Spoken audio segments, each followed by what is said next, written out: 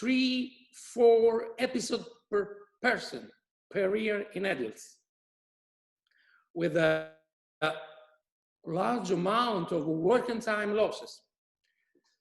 Even more, 6, 7, 8 acute episodes per year in the children. Till 80% of school time losses. So acute respiratory infections, mainly viral, are a big problem. Not about the severity, but about the contagiousness and about the interference with work, with school, and so on. A lot of people in USA, but I'm sure all over the world, suffer of COPD, chronic obstructive pulmonary disease, with a lot of deaths, a lot of hospitalization, a lot of direct and indirect costs, a lot of calls to doctor's office. Also, cystic fibrosis. Professor Pan talked about cystic fibrosis. Cystic fibrotic patients show usually a lot of reacutization, acute lower respiratory, upper and lower, but mainly lower respiratory tract. What about mucus? Normally, I mean physiologically, mucus is crucial, plays an essential role in maintaining normal, correct airway functions. Mucociliary clearance is a very important non-specific defense mechanism. Probably is the first non-specific defense mechanism of respiratory system. You know that lung is an open window. So it's crucial that in normal condition, mucociliary clearance can protect the epithelium and the lower part of respiratory system from external agents, from pollutants, from viruses, from bacteria, and so on. This is normally. What about pathologic conditions? If there are alterations in mucus properties, we can have an impaired mucociliary clearance, leading to a reduced anti-inflammatory, a reduced anti-infective properties of the airways. The main properties, the main characteristics of mucus are the density, in other words, so viscosity, fluidity. Of course, first of all, it depends from the water content, adhesion, elasticity. And the composition of mucus is crucial to determine such properties. As I told you before, 95% of water is present in normal mucus. And there are several proteins. The most important are sialomucins and fucomucins. The first one, sialomucins, are acid glycoproteins. And the second one, fucomucins, are neutral glycoproteins. So it's very important to balance the ratio between two kind of mucins or proteins, and both to maintain the normal mucociliary clearance and to maintain anti-inflammatory and anti-infectious property. You know that immunoglobulin A, IgA, is a surface antibody concerning the innate immunity that protect the epithelium surface from infective agents. So the rheologic properties is very important, as I told you before. If we have a normal ratio between sialo and fucomucins, more sialo, more acid than fucomucins, we have a normal elasticity, a normal viscosity. Panel 1. If we have the contrary, more fucomucins than sialomucins, panel 2, we have a hyperviscosity, higher density, in other words, of mucus. If we have lower amounts of both sialo and fucomucins, we have hypoviscosity. And the clinical symptoms depends both on hyper and on hypoviscosity. In both cases, we could have an increased amount of mucus production, a kind of mucus with the lower properties. So we could have an alteration of properties of mucus. And such properties cannot be directly modified by usual drugs, curative treatments, provided they exist. And we could have only palliative treatments, which is the solution. There are, as you know, a lot of mucoactive, in general, drugs. Some of them could obtain a decrease of production of mucus, like bromexin, like soberol. Some balsamic agents could lead to an increase of production of mucus. If we use a salt solutions, water, if we use aerosolization, we could increase the water content, obtain a more fluid mucus. There are sulfuric products like cysteine, NAC, and acetylcysteine. We can obtain a breaking of disulfide cross links of disulfide bridges. Ambroxol could facilitate, it's very important, the mucociliary clearance. We finally could obtain a restoring of the physiological mucus composition using S-carboxymethylcysteine. So we can classify mucoactive drugs in expectorants, mucoregulators, mucolytics, mucokinetics. And the previous list of drugs is part of this classification. Probably the best approach is to restore the composition, the normal physiological composition of mucus, to balance the mucus composition. And we could obtain such a result using the lysine salt of carbocysteine, SCMC.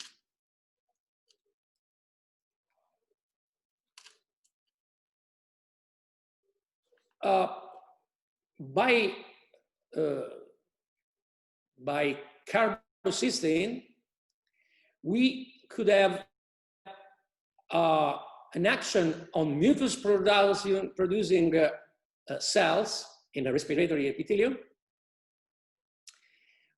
without a direct effect on the mucus. we could activate the CLL transferases. Most important action is to restore the physiological ratio between cyalo and fucomucins in new formed mucus. So the action could concern viscosity, elasticity, adhesion, and ratio cyalo-fucomucins, acting on disulfide bridges. And this panel could explain better the action both on viscosity and on elasticity. Maintaining, it's very important, over the whole respiratory tract, the IgA, the immunoglobulin A. Obtaining much greater water solubility than carbocysteine alone, obtaining an anti-inflammatory activity that we don't obtain using carbocysteine alone, and producing more fluid mucus, also in cystic fibrotic patients. And in such patients is very, very important, because in the cystic fibrosis, the density of mucus is very, very, very thick. It's hard to obtain sputum in these patients. About antioxidant activities, is very important, because lysine carboxymethylcysteine could increase the production of intracellular glutathione, could act as a scavenger of free radical produced during oxidative stress, and consequently could protect from lung damages caused by free radicals produced during oxidative stress. So an antioxidant, in one word, activity. I talked about also anti-inflammatory action, typical of SCMC, lysine, not reported with carbocysteine alone. Such an anti-inflammatory effect depends on normalization of IgA in the mucus. And you know, as I told you before, that IgA are part of innate immunity and could act as an early, very early specific immune defense system with an anti-infectious properties. Are, as you know, surface antibodies useful to protect epithelium against viruses, bacteria, and such a class of immunoglobulins, IgA, are ready to act. So it's very important to maintain that their role and their amount. What about the synergism with antibiotics? I don't know in Southeast of Asia, in Thailand, in Malaysia, which is the situation. In Italy and in Western Europe, but I'm sure that all over the world, more or less, there is an increasing rate of antibiotic resistance. A lot of deaths could be attributed to such a resistance. And this is a real emerging problem. So it's very important to define if there is synergism or antagonism between antibiotics and mucoactive agents, since there is the possibility, if there is no synergies, but on the other hand, antagonism, there is the possibility that we continue to use an antibiotic, but not only we have not the clinical effect, but on the other hand, we could obtain a resistance to that antibiotic. So there is the possibility of inactivation of antibiotics like beta-lactams, tetracyclines, aminoglycosides, if we use simultaneously NAC and acetylcysteine. So it's not recommended the combined administration of NAC with several antibiotics because we could obtain a reduction of clinical efficacy. The paper is by Dal Negro, it's an Italian scientist, and a very recent paper. So the recommendation in Europe is that oral antibiotics should be administered separately from other drugs, from mucoactive drugs, with an interval of at least 2 hours. On the contrary, on the other hand, there could be a favorable interaction between several antibiotics, beta-lactams, macrolides, and lysine of carboxymethylcysteine. In Europe, there is a very high amount of resistance to macrolides. This is a big problem. Mainly Streptococcus pneumoniae is frequently resistant to several macrolides. So we must use antibiotics and, first of all, macrolides in a correct way.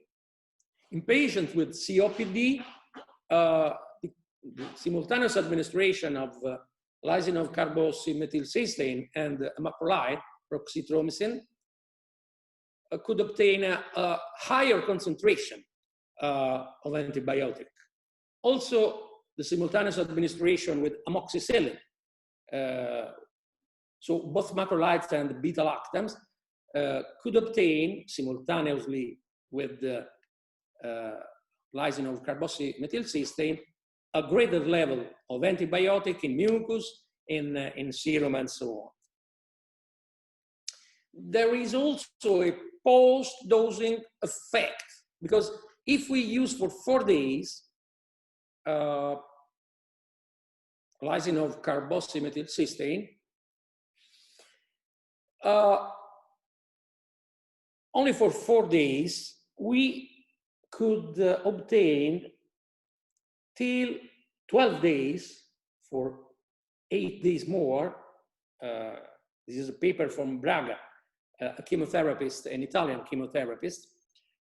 We could obtain an increase of viscosity, and we could obtain, if we use for a short period, 4 days, but for the next 8 days, without using the drug, we could obtain an increase of mucociliary clearance. So reducing viscosity, increasing mucociliary clearance, we realize that there is a post-dosing effect. If we use just for a short period, I repeat, 4 days, such a drug, and this is the scheme. And this is a characteristic of SCMC lysine, not of carbocysteine alone.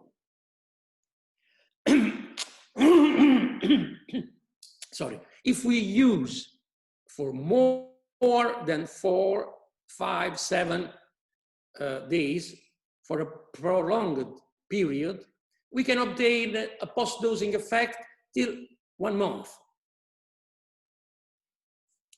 And as a summary, we could obtain an antioxidant effect, also just an antioxidant, I mean. I'm not talking about a post-dosing effect. I'm not talking about an interaction, a synergistic interaction with antibiotics, but an antioxidant effect is demonstrated also for carbocysteine. Even if there is no study which compare both products. So as a summary of the first, pharmacologic part of my speech, for lysine carboxymethylcysteine, we have an antioxidant, an anti-inflammatory properties, normalization of ratios, yellow fucomusins, crucial to maintain viscosity and elasticity. The possibility to use once a day by oral route with a high bioavailability and a post-dose effect. This is typical of Fluifort. And if we compare the different molecules, the different mucoactive agents, only as carboxymethylcysteine lysine show a high anti-inflammatory action, a post-dose effect, a synergism with antibiotics, and the possibility to use in asthma, like carbocysteine, like ambroxol, like bromoxin, but not like acetylcysteine, unlike acetylcysteine. The recommendation for acetylcysteine is to use with caution, because in some cases could determine an increase of hyperreactivity. You know that asthmatic patients are usually hyperreactive. So probably depending on the acid characteristic of such drug, acetylcysteine, in asthmatic patients, it's better to use other drugs. You can read no about post-dose carryover effect in all mucoactive drugs. Only Fluifort show this very useful effect. And also the synergism with antibiotics is typical of Fluifort, carbocysteine, and guaifenesin, but not of other mucoactive drugs. And the second part of my talk will concern clinical aspects. I'm a clinical doctor, professor of medicine, so I'm sure that this slide is well known by all of you. COPD is the third cause of death all over the world, with a lot of people suffering from COPD, and a major driver of bad evolution of this disease are both exacerbations and comorbidities. Talking about the therapy of COPD, we talk about treatable traits. What does it mean? We don't have, for COPD drugs, to interact with the physiopathologic decline. We could obtain with a pharmacological therapy, the possibility to reduce symptoms, to reduce the frequency and the severity of exacerbations, to improve the exercise tolerance, and consequently the health status. We could not obtain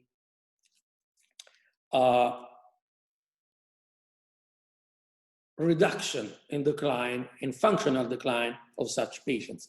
And these are gold recommendation, recent gold recommendation of a few months before.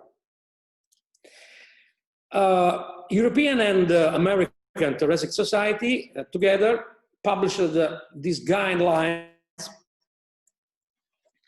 that state that mucolytic therapy could decrease the likelihood of hospitalization. Because even if the NICE UK guidelines of 2010, even if NICE guidelines recommended not to use mucoactive drugs to prevent exacerbations, gold recommendation since 2017 till now stated that regular treatment with mucoactive like sulfuric products, carbocysteine and N-acetylcysteine, may reduce exacerbations and improve slightly health status in patients not receiving ICS. We published on pulmonary pharmacology and therapeutics 4 years ago a paper about the use of carbocysteine to prevent exacerbations in COPD, an observational study. This is the co-workers of my group. And the acronym of this study is CAPRI. Probably you know that Capri is a very nice, very famous island in Naples Gulf, in front of the town of Naples, my city. And our results, what that we obtain a reduction in number of exacerbations, a reduction in questionnaires. You know that both St. George and CAT, C-A-T, are questionnaires concerning the quality of life and is frequently used in COPD patients. And always, as you know, in a significant manner, we obtained an increase of meters walked in 6-minute walking test. So in the lower part of the slide, in histogram, it's probably more evident, more clear. We obtained after 1 year, 12 months, a very important clinical result. More evident in stage 2 and stage 4 of gold. We didn't obtain in stage 3. I don't know why, but it's frequently evident in both in stage 2 and stage 4, without side effects of carbocysteine, just a few cases of gastrointestinal disorders, but it's not very, very important, not so heavy to interrupt the treatment. And our aim was to determine if administering for 12 months carbocysteine, we could reduce frequency of exacerbation in COPD patients. I would like to show to you that we used 2.7 grams per day, once a day, of carbocysteine lysine salt, equivalent to 1.5 grams per day of carbocysteine, using granules for oral solution. We measured not only clinical parameters, frequency of exacerbations, the answer to questionnaires, but also functional parameters, FEV1, FVC, TLC, and we measured body index. In our population, we observed our population was 85 subjects. I would like to remind you that spirometric, I mean functional parameters, mainly the parameter that concerns obstruction, FEV1, could not be ameliorated. We could not interfere, as I told you before, in COPD.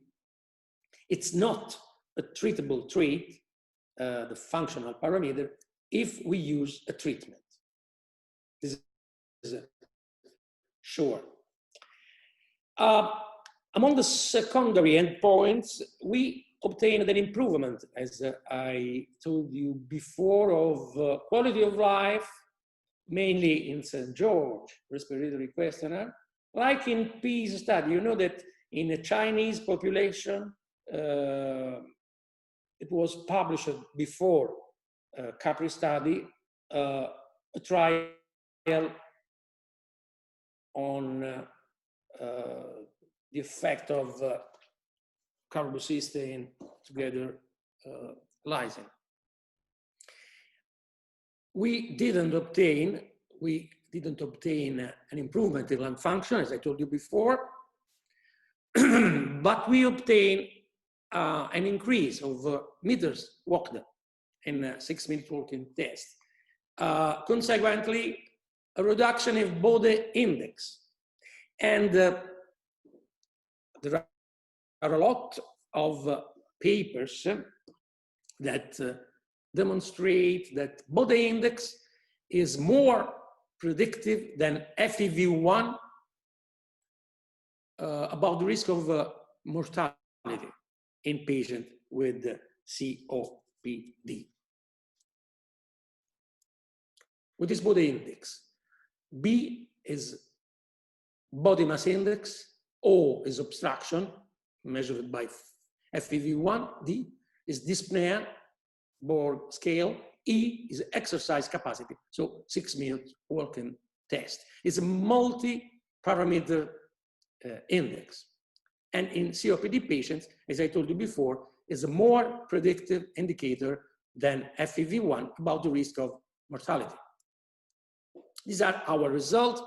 No improvement of functional parameters, like in PEACE and in other studies. Significant reduction of frequency of exacerbations, significant reduction in body index, and significant improvement of quality of life about questionnaires. You know that if we use questionnaires, we have a mirror concerning the normality, the normal life of the patient, because the quality of life is related to well-being of patients without suffering from sickness and treatment. This is, for instance, CAT, and there are questions, a lot of questions about cough, about mucus, about breathlessness, about sleep, and so on, energy. And there is a score ranging from 0 to 5, and the total, the final score indicates the quality of life.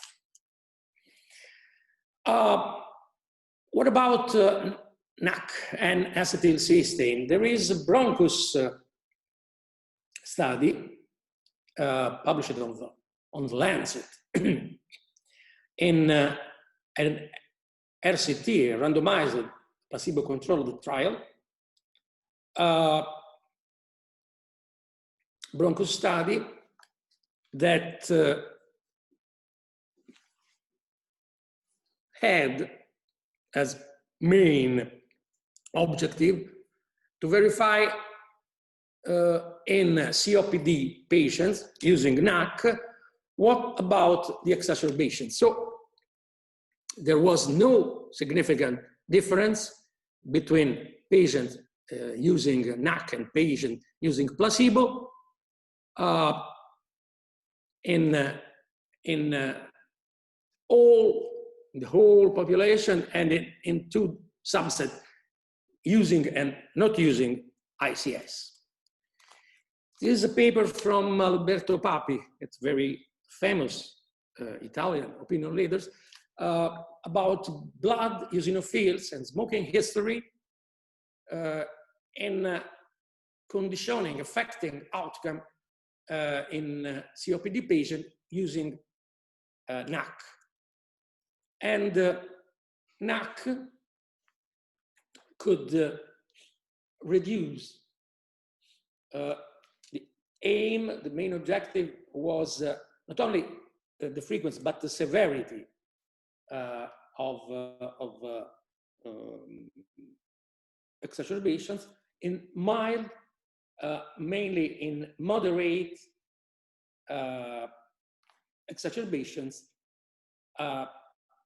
Concerning severity, the use of N-acetylcysteine was more effective than placebo.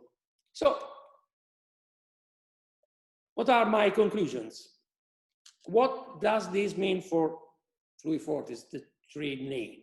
Effectiveness. We can reduce the exacerbation, and reducing the exacerbations, we reduce the hospitalization. Peace study, Capri study demonstrate that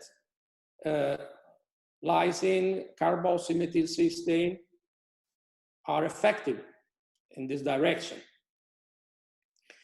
About the interference with the exacerbations and consequently hospitalization, Bronchus study demonstrated that N-acetylcysteine is ineffective, independent of inhaled corticosteroids.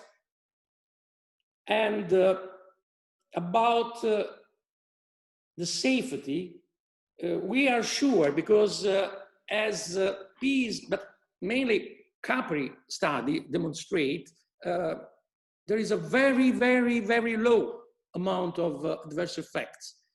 Good tolerability, because if you remember, on a total population of 85 patients, only in 4 we showed gastrointestinal effects, slight, not so severe to stop the treatment.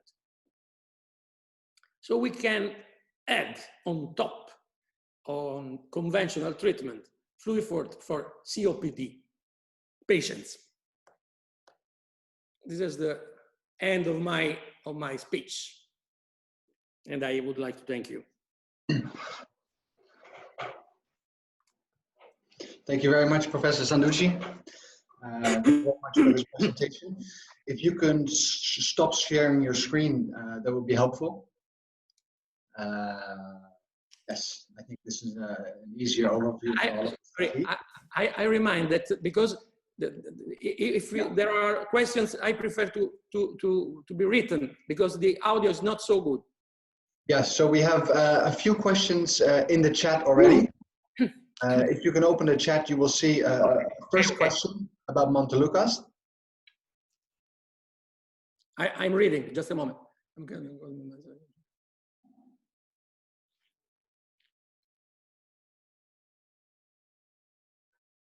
Okay, Montelukast. No, the question is, does Montelukast cause liver injury when used regularly for asthma? No, Montelukast is one of the typical drugs that we can use for a long period. And there are no important adverse effects, mainly liver effect. So it's very used, even if, at least in Italy, there is no, how can I say, one of the most used, one of the main, the crucial drug to regular treatment of asthma. Professor, have you, sorry to jump into this, have you heard about the most recent FDA warning for Montelukast, that Montelukast now has to have a boxed warning for people with depression or children with lack of sleep because it may cause night terrors? Have you read about this? Yes, I read, but as I told you before, at least in Italy, we don't use so frequently Montelukast. Ah, okay. So there are, in my opinion, and in our clinical, in Italian clinical experience, other drugs useful in prevention, in brackets, of asthma. Okay, thank you. There are one more question about NAC, bromexin, and Ambroxol. Which one is superior over others? If I have to answer about real life in Italian experience, I'm sure that N-acetylcysteine is superior over bromexin and Ambroxol. In Italy, we use just a little bit Ambroxol, something more bromexin, and surely more NAC. Probably because there are some pharmacologic and clinic characteristics common to lysine of carboxymethylcysteine, and mainly for its antioxidant, not only mucoactive, I mean use. One more question is, since there is a post-dose carryover effect for Fluifort, can COPD patients take Fluifort for alternate days? No. I'm sure that a long use, as in Capri study, as in Peace study, of Fluifort does not obtain significant adverse effects. So only in people who had, before the treatment, gastrointestinal problems, there is a possibility to use for alternate days. About one more question, to give together Fluifort and NAC, acetylcysteine. No, the answer is no, because are similar drugs, and because if we use together, probably we have more adverse, I mean gastrointestinal, more adverse effects. Since usually, one more question, phlegm. Usually phlegm is related to lung disease. Would like to know, is there any condition of disease that causes phlegm production that Fluifort cannot help? So, cystic fibrosis is a very, very dangerous disease. Bronchiectasis are a chronic disease with hypersecretion.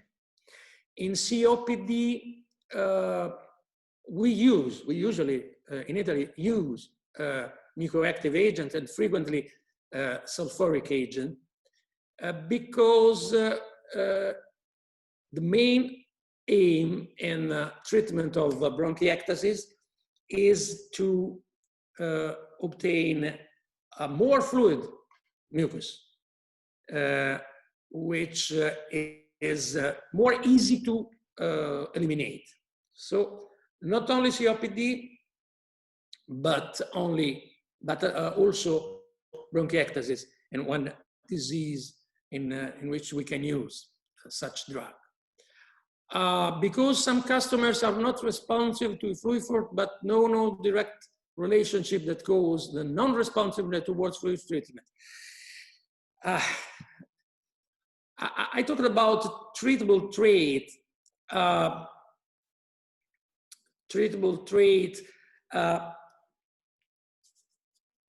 sure that there are some COPD patients, probably a different phenotype of COPD patients. I don't know if Professor Pang agrees with me that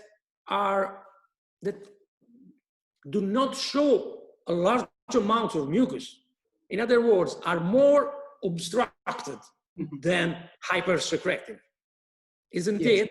So in this patient, probably it's not so important like in hypersecretive patients, COPD patients, to use Fluifort. I don't know if you agree, Professor Pang. Yes, I think COPD, although I think many of them have a mixture of the emphysema and the chronic bronchitis, but we know that certain individuals, they have more chronic bronchitis phenotype. And some of them are predominantly emphysematous phenotype. They don't produce sputum for the predominantly emphysema. So the question is whether the mucoactive is applicable to them. I would say probably not, because mucus is not the main problem. It's a lung function that is a problem. But those with chronic bronchitis, they probably will benefit more from the mucoactive agent. Having said that, we also observe in the clinical practice, even among those with chronic bronchitis, some responded very, very well to mucoactive agents because they come back and tell you, giving us the feedback, and this drug is wonderful. But there are also some patients who came back and say that, well, I don't experience much of an improvement. I believe that apart from the phenotypes, there are some actually genetic differences among the different individuals. Some of them are more responsive to mucoactive compared to the rest. In all medicine, there are responders and non-responders, and frequently we don't know why, of course. There are one more question. Can Fluifort be used in routine on tube feeding patient with excess phlegm? I think yes. Can we combine anti-cough drugs with different mechanisms? So the question probably concerns the possibility of simultaneous use of mucoactive, mucolytic drugs and anti-cough. Cough is a reflex, useful when we have a lot of mucus, when we have purulent mucus, when there is a bacterial presence in a large amount in mucus. So we don't use anti-cough drugs, and it is antilogic use anti-cough drugs when we have a productive cough with a lot of mucus. The only possibility to use anti-cough drugs is when we have a dry cough, like in interstitial lung disease, in idiopathic pulmonary fibrosis. This is a dry cough. In that situation, I have to use anti-cough, but it's not useful to reduce the cough reflex. Melinda, why is there a caution when prescribing acetyltracycline in asthmatic patients? I told before that there is probably because it's acid, the molecule, the possibility to increase the hyperreactivity of such patients. As we know, asthmatic patients are hyperreactive as a rule. So in some cases, the acid valence of NAC could increase the hyperreactivity. So it's better to use other mucoactive drugs like carboxymethylcysteine with lysine, because it's not acid. I don't read any other questions. I don't know. Prof. Sanduzzi, I have some question for you. You mentioned just now in your lecture that the mucoactive agents should be administered at least 2 hours after the antibiotics. So I'd like to know, when we are using the carbocysteine lysine, in this case, the Fluifort, for instance, do we observe to this guideline that we must give 2 hours after the antibiotic administration? Yes, the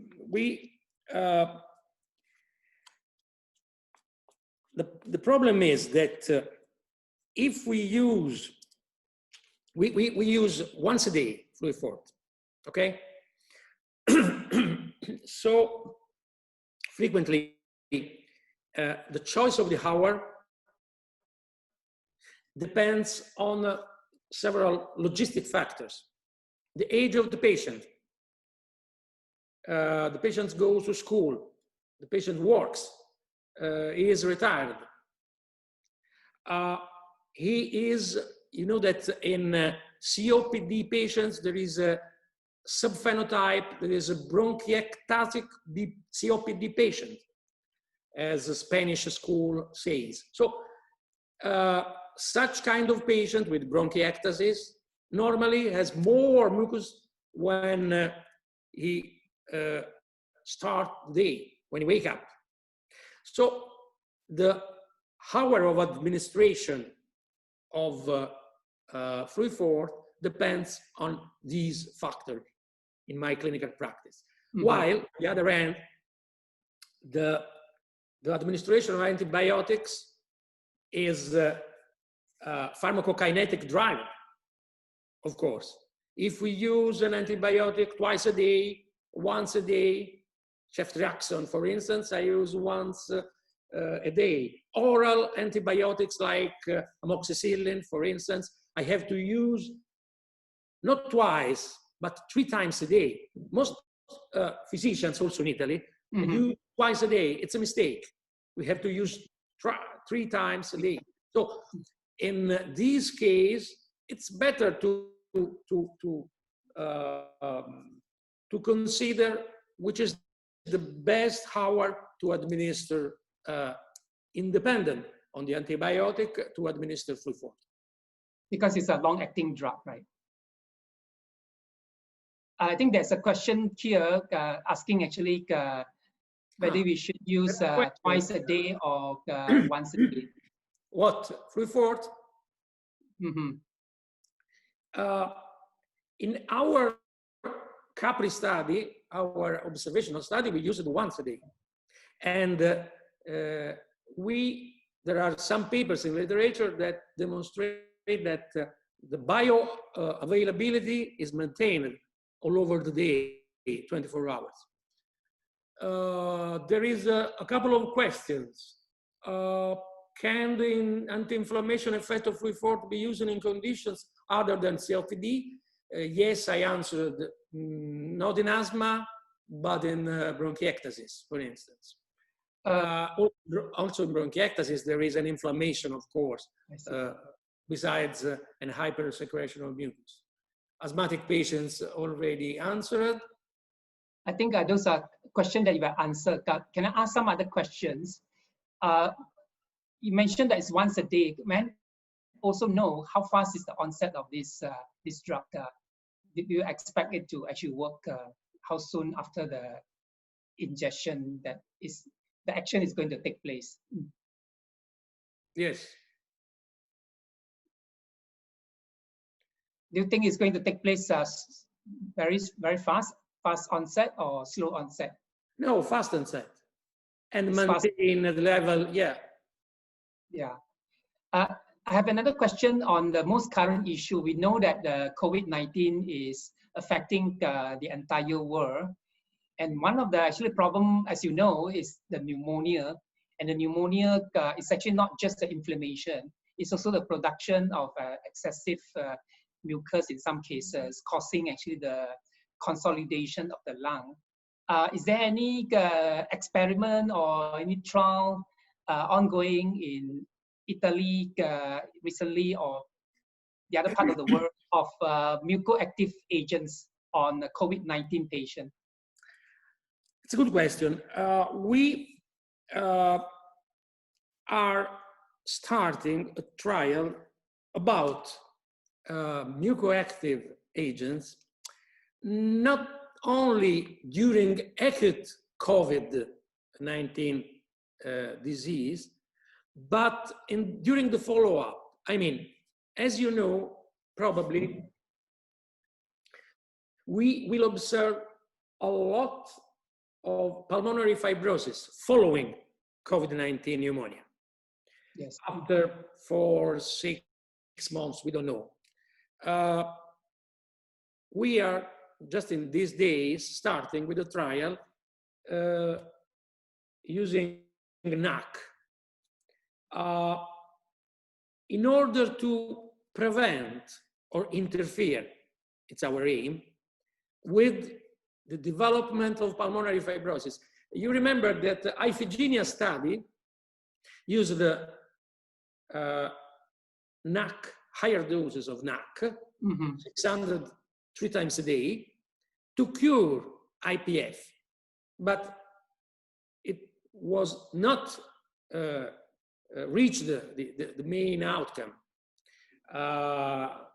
slowing the decline, the functional decline, and so on. Probably mucoactive sulfuric, agent could interfere with the development of fibrosis more than to cure. Okay? It's very interesting. We are starting just now. What about the patient immediately after an acute episode of respiratory tract infection and they have mucus production? Do you think it is useful to start this agent, and how do you select the patient after an episode of acute respiratory tract infection? You mean COVID or about other than COVID? Any other acute respiratory tract infection? No, it's useful because hypersecretion sometimes could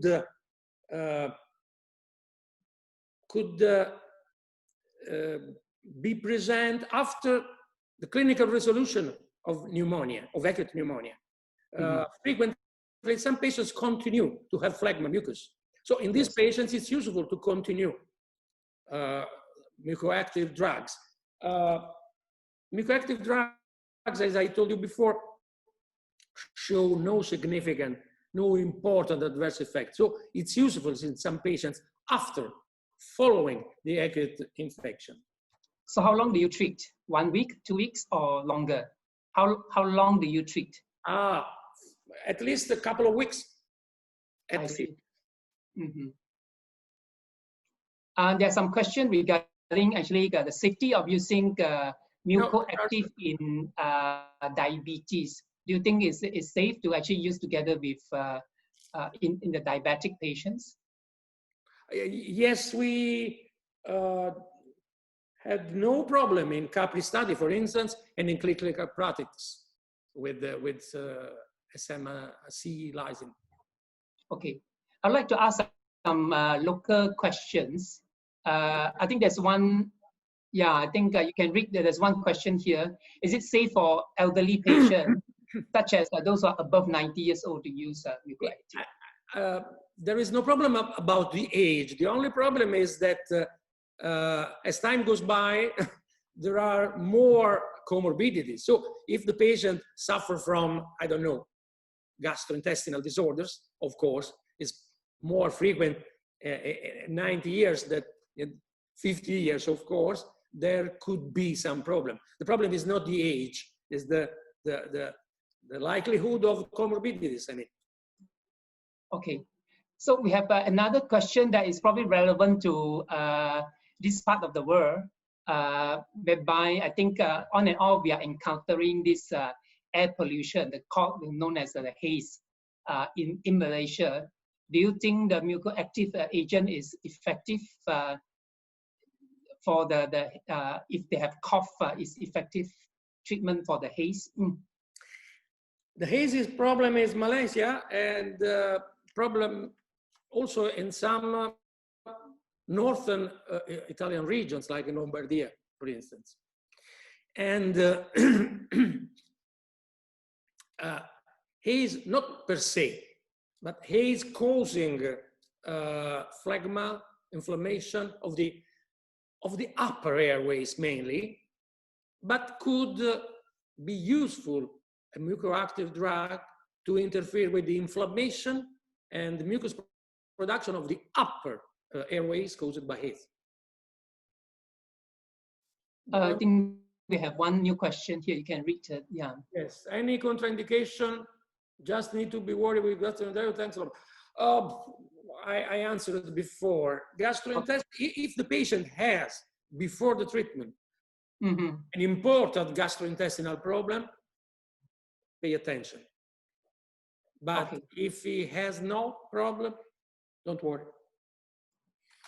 Okay. All right. I think we have no more new question posted here. So yes, I think I'll make a closing. I think we have a very interesting and a very enlightening session today, and also a very interactive Q&A session this afternoon or morning over there on various mucoactive agents. On behalf of the organizer, I'd like to thank the speaker and also the participant for spending the precious time with us and being very active participating in the discussion despite the busy schedule. Last but not least, I'd like to thank two other parties, the sponsor, the Euro Drug Laboratories, which has supported and organizing this event, and the Malaysian Thoracic Society for endorsing this event. Wish you a very good weekend, and hope you enjoy your weekend, and hope to see you again face-to-face after the pandemic is over.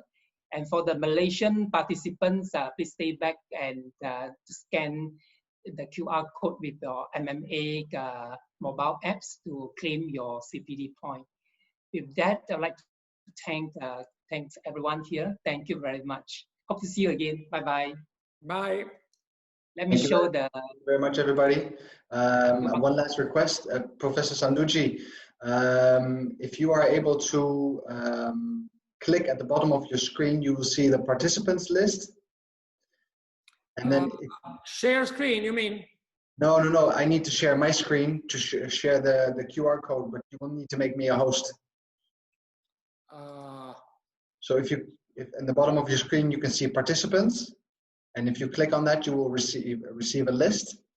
Participant, okay. And then if you click on Your Drug Laboratories, you will see the option on the right side, More. And then you can make me a host. You can make Your Drug Laboratories the host. Make host. Yes. Change host. Okay. Thank you very much. I will share my screen. I would like to thank both of you, and I wish you a very good morning to you, Professor Sanduzzi, and a very good afternoon to you, Professor Pan. Thank you very much. Bye-bye. Hope to see everyone again. Okay, bye-bye. Bye.